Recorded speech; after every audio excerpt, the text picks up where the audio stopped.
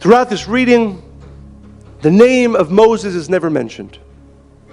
It says, Ve'ata, and you should, and you do this or you do that. The Creator refers to Moses, but not by name, throughout the reading. It is the only portion, it is the only time, from the time that Moses is born until his death at the end of the Torah, that his name is not mentioned. Why? So, and we speak about this almost every year, there's some explanations say because during the time of the golden calf, Moses says to the Creator, if you destroy the Israelites, erase me from your book. Mecheni na misifrecha, erase me from your book.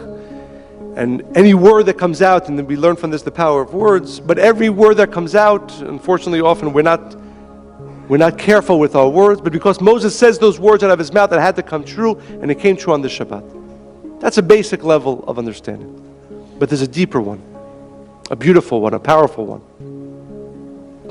When Moses is born, it says that they saw him kitov hu, that he was good. As he's born, it says they saw him that he was good. Vatitzpenehu shlosha yirachim. And therefore they saw that he was so good. What does it mean? How can you see on a baby? We all love babies, especially if they're ours. But what does it mean that you see, oh, he's good? How can you tell? You have to wait till they grow up, make trouble into their teens and later. Then you can know they're good or they're not good. What does it mean as Moses is born? She sees, they saw that he was good. The Kabbalists say that we know that when this world was created, there in the first 36 hours, the great light, what's called the Or HaGanuz, the concealed light, was revealed in this world. The concealed light is a light that is, when we speak about the end of the correction, we speak about the time that pain, suffering, and death is going to be revealed in this world. When that light that is the light. When we spoke about the oil that the Creator prepares, the light the Creator prepares, it's that concealed light. The Creator, it says in the Zohar, saw that light was too great to leave in this world. The Creator concealed that light for the righteous in the next generations. It's called the Or HaGanuz, the concealed light. Moses, the Kabbalists teach, the Zohar says, his soul came from that concealed light. The Or HaGanuz, the concealed light. And therefore, when it says that when Moses was born, they saw that he was good, they saw that his soul came from that concealed light. And therefore, he needed to be concealed in the first few months after his birth. Because that light could not shine to the world yet. The world was not yet ready for that light to be revealed, for that concealed light to be revealed. What is the secret of the concealed light? The Zohar speaks about it many times. Again, it's spoken about during the time of creation. It's spoken about at the birth of Moses. What is the secret of the concealed light? Because more important for us is, how do we connect to that concealed light? And in truth, it's very simple. In truth, the concealed light is all around us. The Kabbalists teach that everything in this world, this podium, every single person, there is the physical shell. But in truth, the only thing that sustains the physical shell is the light of the Creator that is within that individual, that physical object, trees, nature, the sun, the moon. Everything around us really is concealed light. It is physicality, which is what we see, and most of us, even though we learn otherwise, still continue to believe is what is. And there is the light of the Creator within all of these things. It's called the concealed light. Why? Because it's concealed from us. We have not chosen to see it. And chosen, I don't mean by making a choice, it's making the ability. And really ask yourself that question. When you look around, when you look at yourself even, yes, I know you learn it, most of us have learned it in some of the classes, but is it really our constant consciousness? This is the light of the Creator concealed within here. That's why it is sustained. I look at a tree, I see that is the light of the Creator. That's why it is continuing to grow. I look at myself and I say, this is the light of the Creator. That's what sustains me. Be honest with yourself and ask that question. What do you see? And if we're honest with ourselves, we see the physicality. We see the shell. We do not see the light inside. Therefore, it's called the Or HaGanuz, the concealed light. Who conceals? We conceal it. When we look at a tree and we say that is a tree of physicality, whether we say it or we simply think it, as most of us do, we're keeping the light within that tree concealed. As we view the world it is. And because we view the world as physicality, still do to this day, even those of us who have been studying for years, therefore the light is still concealed for us. It gets even worse when somebody does something to us. And we know this is the basics of the teachings, but how many of us live it? When something happens to us, do you see the action? Do you see the person doing the action? Or do you see the light of the Creator in it? Every single time you see the action or you see the person doing it and you don't see the light, which is, let's be honest, more than often than not, you are keeping that light concealed. There's a story about King David. We know King David had many challenges in his life. But there was a time when he was literally running for his life. And this man, this negative person called Shimei ben Gera, stood up and started yelling at him and cursing at him and saying the most negative, evil things about him. King David had many strong men around him, many warriors around him. They wanted to go and kill this guy. How dare you? How dare he speak to our king, to David, to this elevated soul in this way? They wanted to kill him. King David says no. He says, Hashem amar lo kalel. If we could remember these three words all day, we'd be the most elevated soul. King David says to those around him, what are you looking at? You're looking at this guy, you've said, which you're probably right, he's a terribly negative person, and he's chosen to curse at me. You're seeing wrong. The Creator has told him to curse me.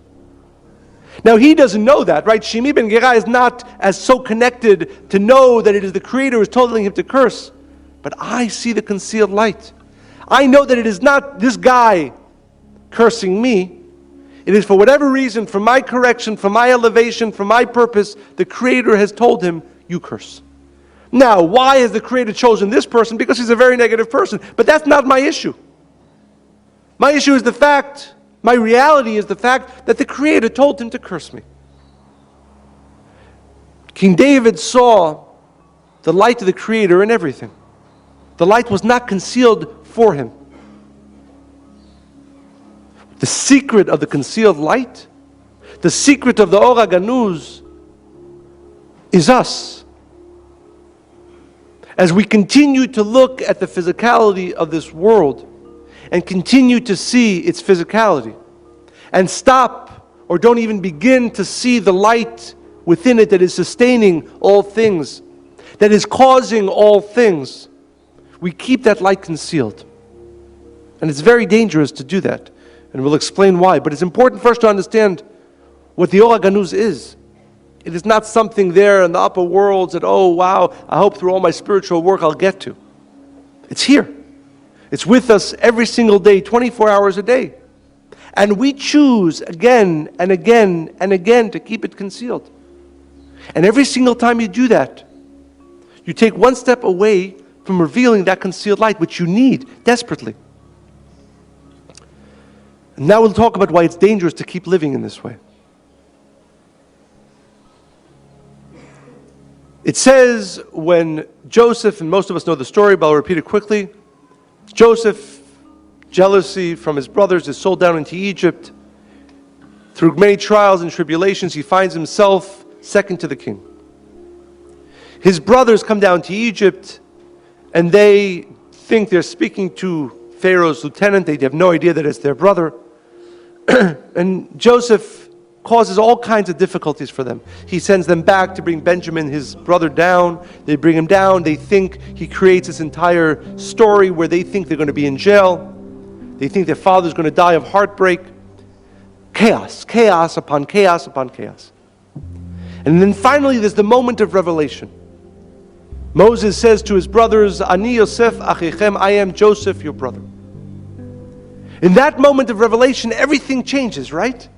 All this story of chaos that they thought, right? If you would ask the brothers just the 1 second before Joseph reveals himself to the brothers, what's happening in your life? Oh man, it's terrible. We're going to jail. Our father's going to die of a heart attack. Everything's going to be bad for the rest of our lives. So their story, right, is a story of chaos. And then 1 second, one thing happens. Joseph says, no, I am Joseph, your brother. Everything changes. You ask the brothers 2 seconds later, what's the story of your life? Wow, it's amazing. Our brother is second in command. He loves us. Our father's going to come down. He's going to be so happy to see his lost son Joseph. Our children are going to live here with riches and wealth and elevation. It's going to be amazing. Which is true? The story that they would have told 2 seconds before, or the story that they would have told 2 seconds later? The true story was the later story. The true story was the one that was connected to the inner truth, to the Or HaGanuz. That moment when Joseph reveals himself to his brother was a moment of revelation of the concealed light. And at that time it says, Joseph gives all of his brothers gifts, but to his brother Benjamin, he gives 5 additional gifts. Why does Joseph give Benjamin 5 additional gifts? And the Kabbalists explain that Joseph, in that moment of revelation, saw the story of Purim. And he knew that there was going to come a time when there was going to be great darkness coming down to this world. And there were going to be these 2 great souls of Mordechai and Esther. And Mordechai, who was a descendant from Benjamin, is going to see the light, the concealed light in all that was happening. And he was going to bring a change from darkness to light, from death to life. And then it says that he walked out with these 5 clothings. Mordechai did. So in the moment of revelation, Joseph, thousands of years earlier, reveals to his brother Benjamin the secret of Mordechai, the secret of the elevation, the change that was going to happen in Persia many, many years later. Why? Because Joseph was telling Benjamin and telling Mordechai, as you're going through that chaos, a decree has come out to kill thousands and thousands of people. You're going to be put in jail because this guy Haman hates you. What do you see, Mordechai? Do you see the concealed light, or do you see the physicality?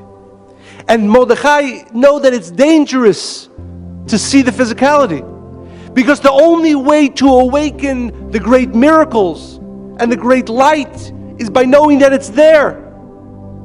Had Mordechai and Esther, as they're going through the chaos, believed that that is the truth, that there is no concealed light within the chaos that they are going through, they would never have had the ability to reveal the miracle of Purim, to reveal the great change from light, from death to life, from darkness to light.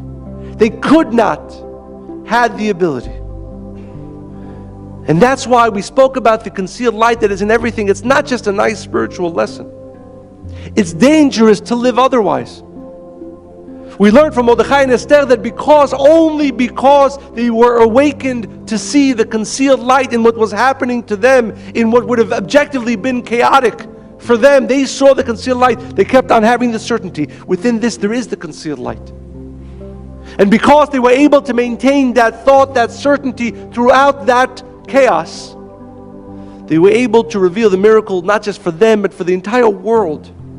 Light from which we receive sustenance to this day, many, many years later. But there's only one reason. That's the secret of Purim. It's the secret of the Megillah. In the whole Megillat Esther, in all the other books, in all the 5 books that we read, the name of God is mentioned all the time in different ways. In the book of Esther, the name of God is not mentioned once. Because the secret of the book of Esther is to find the light when it's not there obviously, when it's not there physically. Because the only way to truly reveal great light in our lives, the only way to truly reveal great miracles in our lives and in this world, is if we see the concealed light in everything. Now, Mordechai and Esther were going through terrible chaos. I mean, most of us are not in a place where Chas v'Shalom a person says, you're going to die in a few days or weeks or months.